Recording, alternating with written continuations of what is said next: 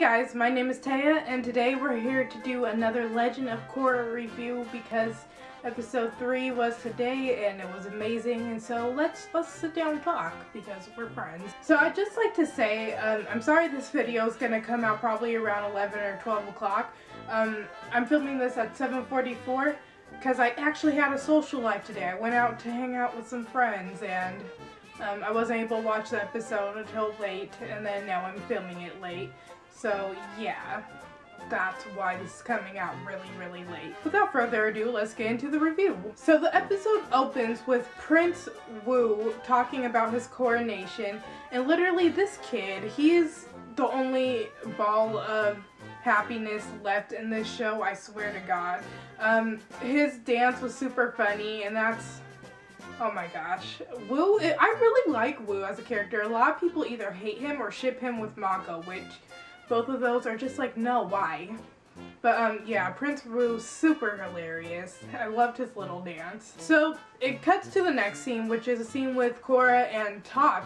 And can we talk about the fact that Toph is literally like really short? Like I know old people shrink, but she shrunk so much. I like a lot of things she was saying to Korra. Like she said, she was talking about how she was the police and everything, and she said she tried to do a lot of things to make crime go away, but did that make crime go away? No. And basically she's telling Korra that, you know, she can do everything in her power to set the world on the right path, but things will still happen, and you know, that's okay because she can't fix every single thing. Even though she's an avatar, she's still just one human being, and one human being can't fix every single little world problem. And so I mean, Toph, like I said in the last video, she is so wise now. At the end of that scene, she agrees to train Korra, and Korra goes to hug her, and Toph's just literally like, no.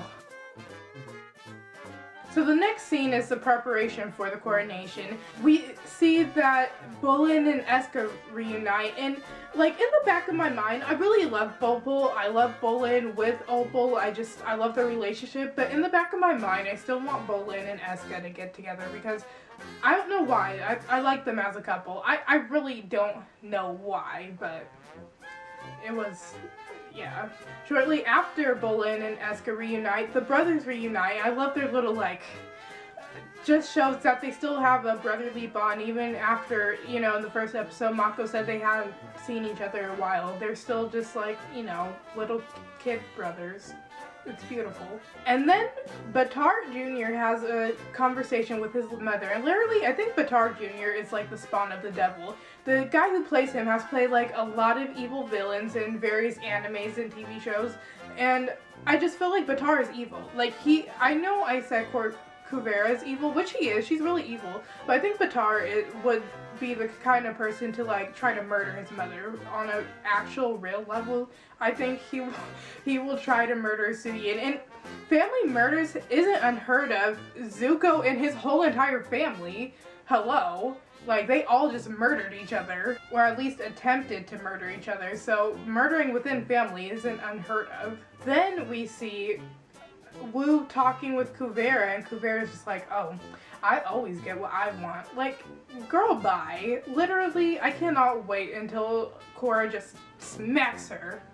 Just, oh, I can't wait until that happens. So the episode cuts and we see a sparring scene with Toph and Korra. Toph is her name.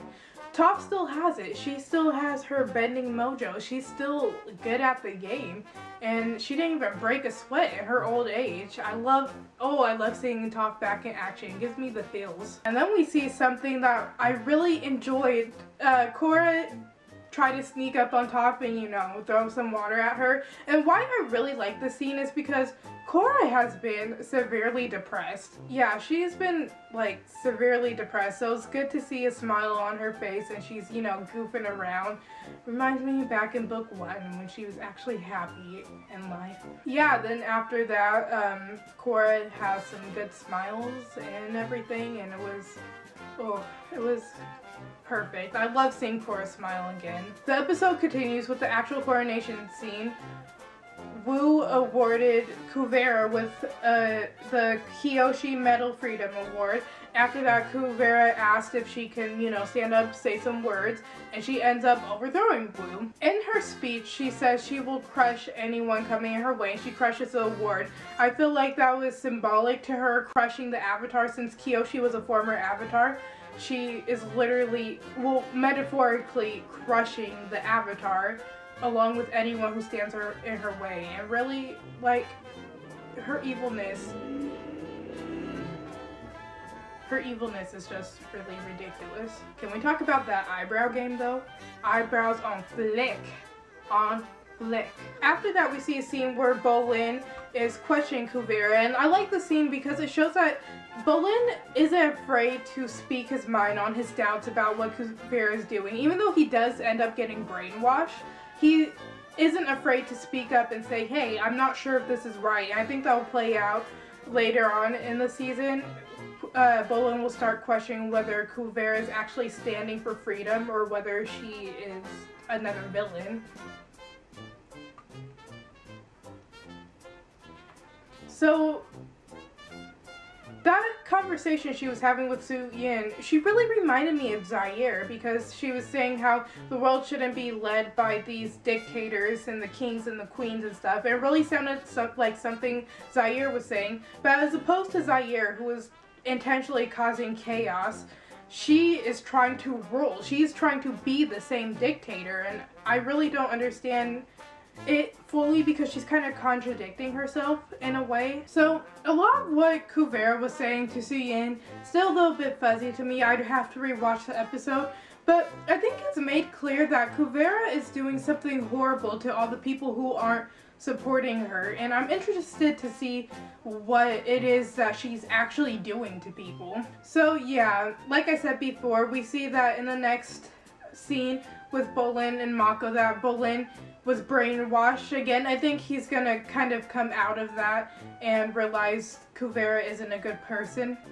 But he mentions that Kuvera is a lot like Korra. Like, I'm with Mako on this one. I mean, he did bring up a lot of good points, but the thing is, Korra isn't corrupted. She knows right from wrong. Kuvera just simply doesn't. Then yeah, the next scene is with Wu and Mako. Wu makes some character development. I didn't really care about that scene. Like I said, I like Wu and all, but I don't like him enough to the point of caring for his character development. Obviously not as much as Korra or any of the other important characters, I should say. Not that he's not important, I just don't care about him as much, basically. So yeah, Toph tells Korra that she still has metal inside her body, and Korra asks her to get it out, which Toph replies in an awesome way, like, of course I could get it out, who do you think you're asking? And in that scene, Korra can't relax, and the first thing Toph says is, stop fighting me, and I interpreted that as Korra is still trying to fight off something that isn't there, which is probably her own mind, to be truthful. She's trying to fight her own mind and what's in it, and she can't seem to stop fighting herself.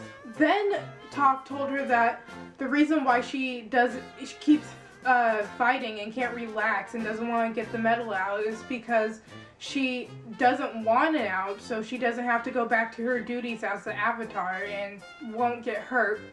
And to a certain degree, I think Korra really doesn't think that's why. I think she's still confused and lost and doesn't really know why she can't relax and everything, but I believe that is the truth, but I believe that Korra doesn't know that that's the truth. The next scene is where Tenzin tells his kids to go find Korra. Now this is important because this shows that Tenzin believes that Korra can still save the world. Korra isn't lost, she's not gone, and she hasn't given up her duties. She is the Avatar, and only the Avatar can bring balance. That's something Tenzin has been saying since book 1. The very last scene is the big shocker to the episode, and it shows that Varric and Kuvera are plotting to do something with the spirit vines.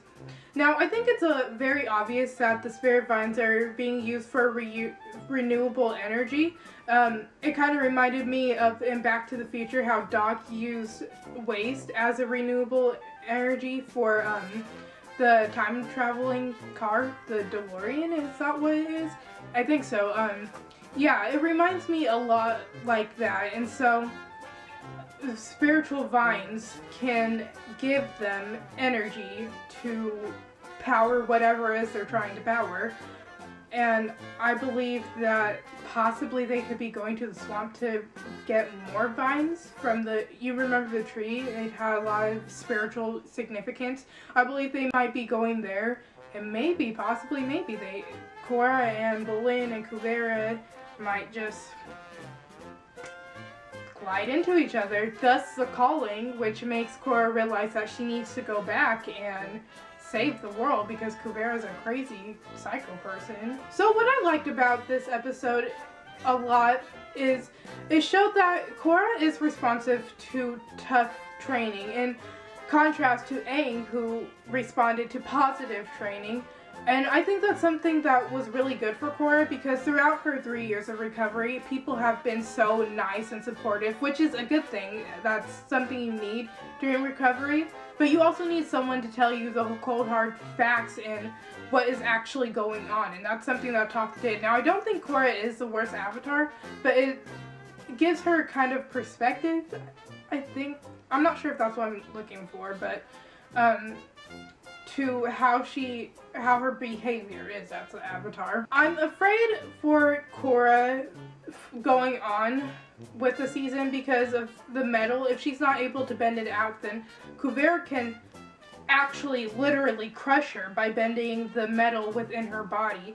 And I know Toph was the only one who can sense the metal, but Kuvera hasn't met Korra since this incident yet. It's very likely that she will be able to sense the metal and literally try to crush Korra from the inside, which is really gross and graphic, but I love it. I feel like Bolin might battle either Kuvera or some people in the one of the soldiers or something, because Bolin is a lava bender, and we see him lava bending in the trailer, and a lot of the people, if not all the people on Kuvera's side, is metal benders.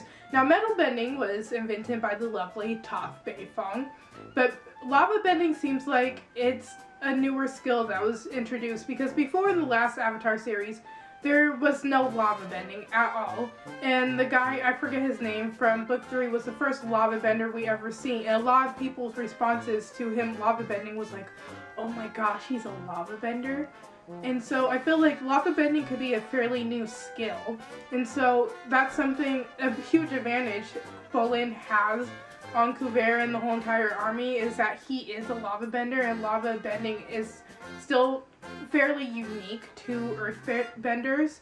And so I feel like that would make for a really good fight between either him and Kuvera or him and some of the soldiers. I'm hoping the poison will be taken out by next episode, because like I said, if not, Korra will literally, could literally be crushed by Kuvera. And I'm predicting that Toph will still teach Korra either how to see with her feet or bend platinum by in the next episode, because it doesn't look like Korra is leaving just yet, and I was right with my other predictions, so I'm hoping I'm right, and that Toph will teach Korra some helpful tips, because it'll be really useful against Kuvera since she isn't able to deflect people seeing with her feet. So yeah, that's my very long review. Whew, these reviews are so long and they take so long to edit, but you know what, I love doing them.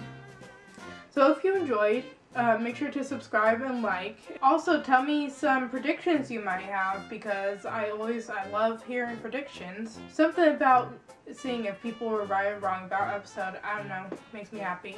But also, go check out the links down below to my YouNow Tumblr and Twitter. Follow me and become a fan, especially my Tumblr, because literally nowadays all it seems like I post is about Legend of Korra. So you wouldn't want to miss that if you're a fan. And if you're not a fan, then why are you watching this video? Who knows? Who knows? Yeah, and other than that, I will see you later, alligator.